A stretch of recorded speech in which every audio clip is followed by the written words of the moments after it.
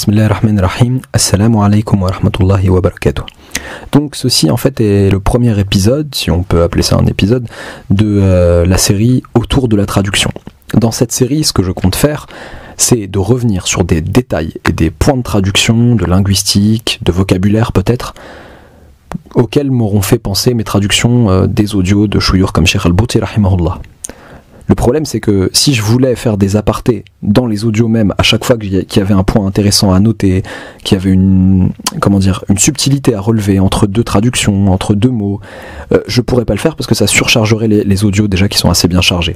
Donc ce que je vais faire, c'est qu'à chaque fois que je pense à un point comme ça, que mes traductions me font penser à un point comme ça, je lui consacre 5 petites minutes, d'évite des audios courtes, et voilà, et je reviens sur ces points-là.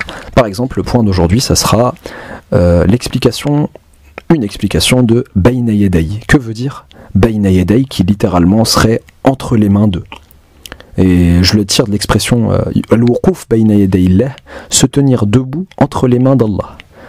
Cheikh Al-Bouti rahimahullah, et c'est bien sûr pas le seul, c'est une expression qui revient souvent, l'utilise dans le 2e et le 3e cours sur Al-Hikam Al-Ata'iyya, les sagesses d'Ibn Ata'illah, pour évoquer en fait la prière d'une personne, et notamment la prière de nuit d'une personne qui se trouve alors qui se trouve entre les mains de son Seigneur, en priant. Entre les mains, en fait, en arabe, quand on l'utilise, on peut l'utiliser ailleurs, que les Arabes l'utilisent ailleurs, en tout cas, que pour Allah. On peut dire Bayna Yaday al-Malik, entre les mains du roi. Ce que ça veut dire, en fait, c'est devant. Ça voudrait dire paraître devant le roi, par exemple. Ou si le roi nous a convoqués, comparaître. Ça serait en fait se tenir devant. Et vraiment, c'est le mot devant qui est important dans cette histoire. Le problème, c'est que ce qui en français est devant donne en arabe quelque chose de différent. Parce qu'en arabe, il y a 2 mots qui pourraient vouloir dire devant. Il y a cette expression Bayna Yaday, entre les mains d'eux, mais il y a aussi un autre mot qui est tout fait, qui est déjà tout trouvé pour devant, qui est amama. Le problème avec amama, qui veut dire devant, du coup, c'est que il sous-tend que la personne donne son dos aux autres personnes. Si je dis, par exemple, al-imamu amam al-musallin, l'imam, le dirigeant, le guide, est devant les prieurs. Il leur donne son dos et ses prieurs le suivent. Il y a une notion de mimétisme dans ça. Et vous remarquez d'ailleurs que quand je dis al-imam ou amama, ça ressemble beaucoup ces 2 mots-là, ça se ressemble beaucoup. Al-imam, c'est celui, c'est celui qui dirige. Et le fait d'être devant, amama, c'est un peu endosser ce rôle de dirigeant, de pointe. C'est comme si je disais, par exemple, al-qa'idu amama jayshihi.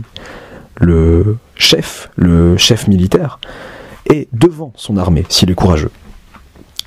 Donc voilà, on ne voudrait pas dire, en se trompant, que l'abd, l'esclave, est amama Allah. C'est-à-dire qu'il serait devant Allah dans le sens où il le précéderait, où il lui donnerait son dos. C'est pas ça du tout. Donc, l'intérêt de Bayna Yaday, c'est celui-là. Quand je dis Bayna Yaday al-Malik, c'est une belle image. C'est que le roi est là, le roi est posé sur son trône, et il a ses 2 mains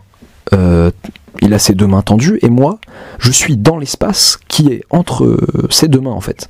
C'est plutôt, pour parler physiquement, je suis dans l'angle solide entre ses mains et son corps, quoi. L'idée aussi, c'est que après cette définition, un peu, il y a les connotations qui en découlent. Les connotations qui en découlent, c'est que, bien sûr, la personne devant qui je me tiens, elle est puissante. Je me trouve entre ses mains, on a l'impression qu'il prend l'espace. Et on a aussi une autre impression, c'est que cette personne-là, je suis un peu dépendant, mon sort dépend de ce que voudront faire ses mains de moi, en fait. De ce que cette personne voudra faire de moi. Je suis dépendant de sa volonté, en fait. Je suis dépendant de la volonté de cette personne. Voilà tout ce que ça peut renfermer, le Bayna Yaday, ce côté-là. Donc, ce qu'il faut dire, c'est, en effet, quand on veut dire qu'on est debout devant Allah, c'est qu'on est Bayna Yaday Allah. Déjà, d'une, ça nous enlève le sens de lui faire dos, et deuxièmement, ça montre un peu, ça donne une certaine hiérarchisation de cette relation. Dernier petit point que j'ai failli oublier, c'est que Bayna Yaday peut aussi prendre un sens, là on a parlé d'un sens spatial en fait, ça peut aussi prendre un sens temporel. Par exemple, dans le Coran, Allah subhanahu wa ta'ala dit A'udhu billahi minash shaitanir rajim, bismillahir rahmanir rahim, Ya ayyuhalladhina amanu idha najaytumur rasula faqaddimu bayna yaday najwakum sadaqah. Faqaddimu bayna yaday najwakum sadaqah. La traduction c'est « Ô vous qui avez cru, quand vous avez un entretien confidentiel avec le messager, faites précéder d'une aumône votre entretien. » Bayna yaday, ici veut dire quelque chose qui précéderait une autre chose. faites ceci avant cela. Donc c'est une notion, voilà, c'est une notion temporelle qui est abordée. C'est le avant, devant ou avant qui se confondent un peu. Mais c'est pas ça que j'ai abordé. Ça, je l'ai pas étudié autant que le plan de Bayna Yaday dans le sens spatial du terme. Il y a aussi un autre verset du Coran où Allah subhanahu wa ta'ala dit A'udhu billahi minash shaitanir rajim, bismillahir rahmanir rahim, Ya'lamu ma bayna aydihim wa ma khalfahum. Et là, ce qui est magnifique, c'est que le Ya'lamu ma bayna aydihim, il sait ce qu'il y a entre leurs mains et ce qu'il y a derrière eux, pour être littéral.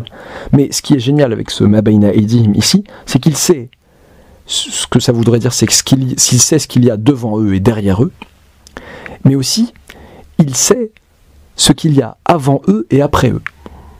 Et donc ce côté spatio-temporel, il pourrait être mêlé dans cette ayah. Wallahu a'lam. Avant de finir, je veux juste donner, pas vraiment la source exacte, mais la personne au moins qui m'a permis de faire cette distinction Bayna Yaday et Amama, c'est en fait le cheikh Salahuddin Abu Arafa, un cheikh palestinien qui est très à cheval, on va dire, sur l'exactitude dans les mots employés. Dernière petite chose, non, c'est à peu près tout. Oui, non, l'erreur de confondre Amama et Bayna Yaday est très courante. Vous la verrez même vous la verrez de manière très courante et de manière même chez les littéraires entre guillemets. Maintenant, l'arabe classique, vous verrez cette erreur. Le Amama, il a plus forcément le sens. C'est-à-dire que les gens ne lui donnent plus forcément le sens de quelque chose qui est devant mais qui fait dos aux autres. Mais cette confusion ne devrait pas se faire en fait, en tout cas. Voilà. Walhamdulillahi Rabbil Alamin.